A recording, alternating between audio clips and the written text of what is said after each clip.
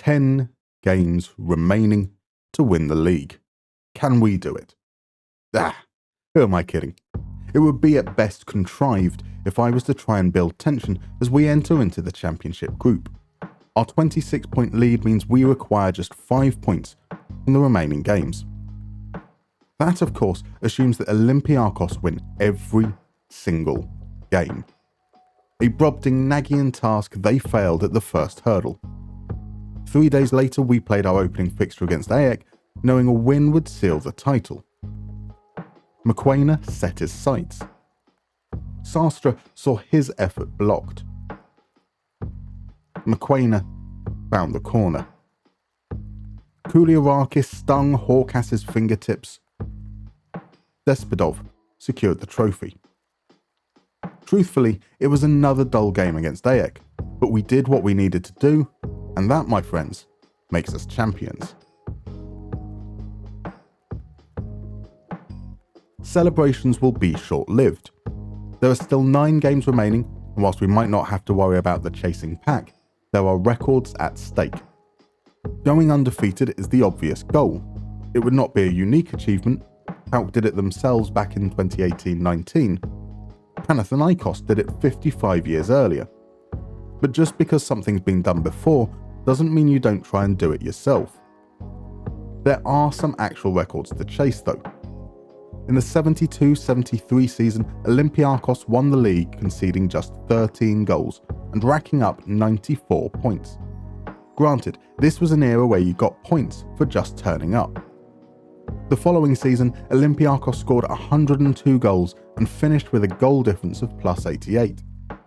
In 99-2000, Olympiacos won 30 of their 34 games. We can't better Olympiacos' goals conceded record, but we can match it, which, as we play 2 more games, I think should count as a record. We need to win 5 more games, score 26 more goals, well, 27 if we want that goal difference record too, and pick up 16 more points. As for individual records, Kirill Despidov needs to score 16 more goals to beat Antonis Antoniadis' 39-goal haul from the 71-72 season. He also needs 6 more assists to beat Zivkovic's tally.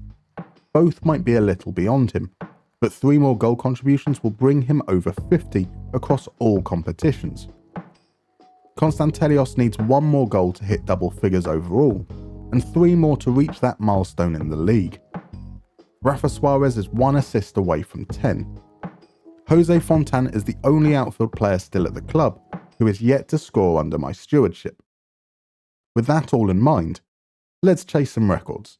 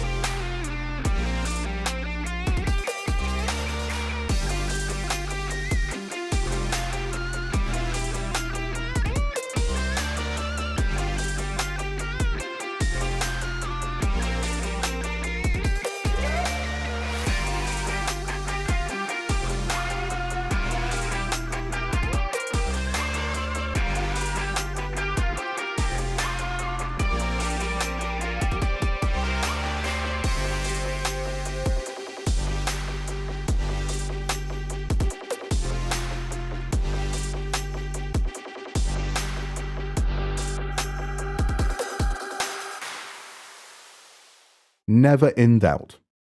When Olympiacos scored their second against us, the gloves were off.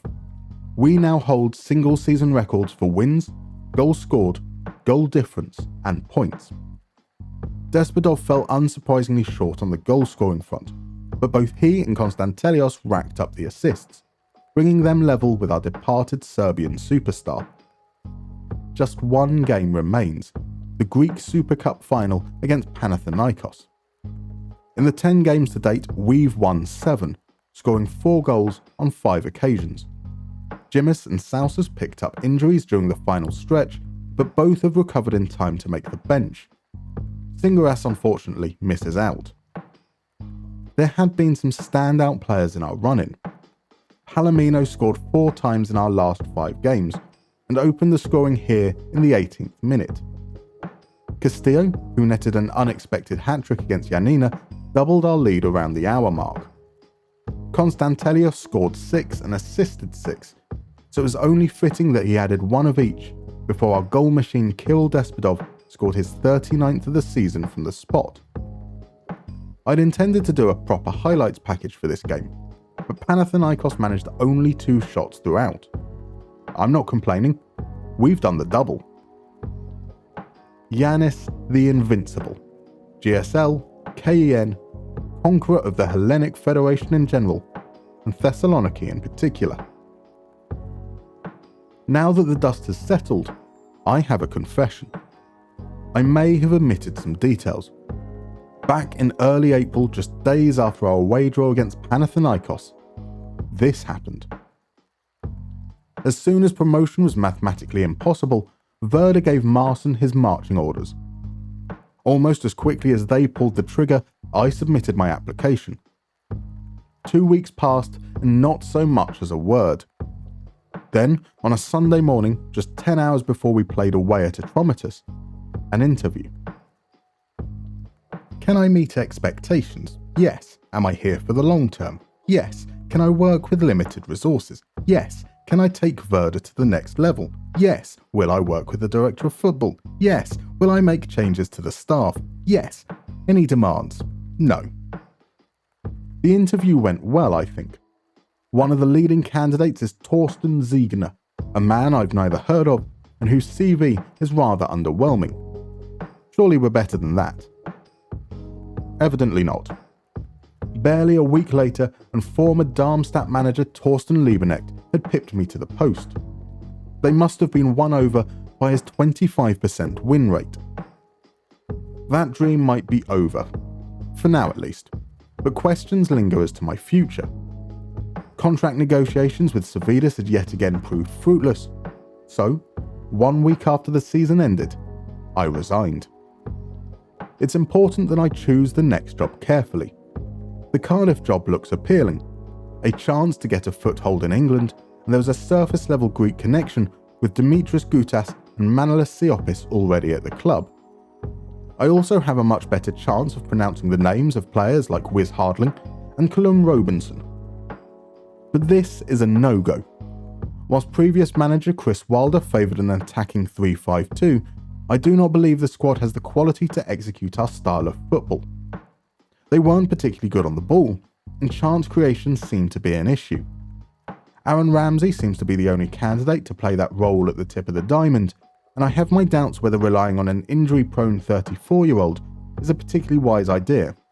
Instead, we've cast our eyes upon Empoli, Heerenveen, and Hertha Berlin.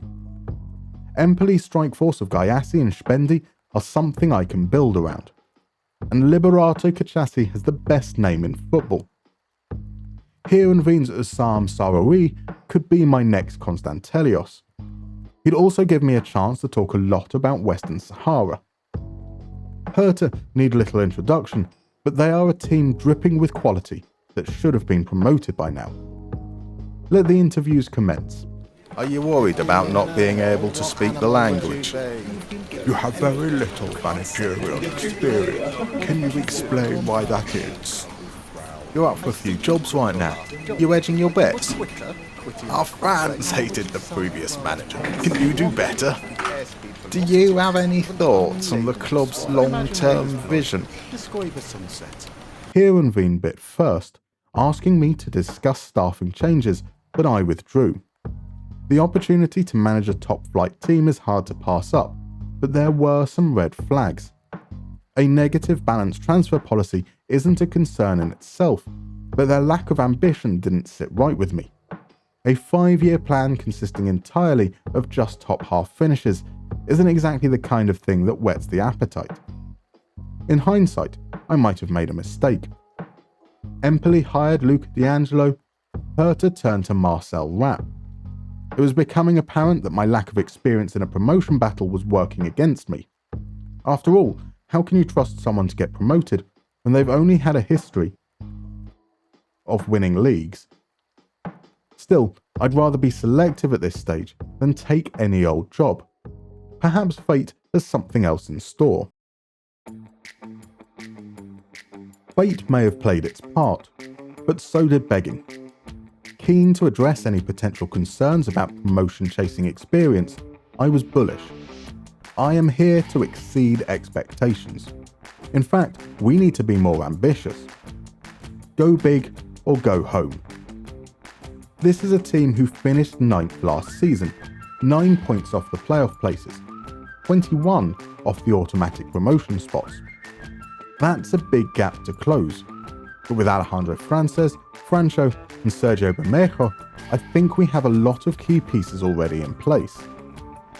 Join me next episode where I'll be going through the squad and preparing for the next chapter of our career. See you then.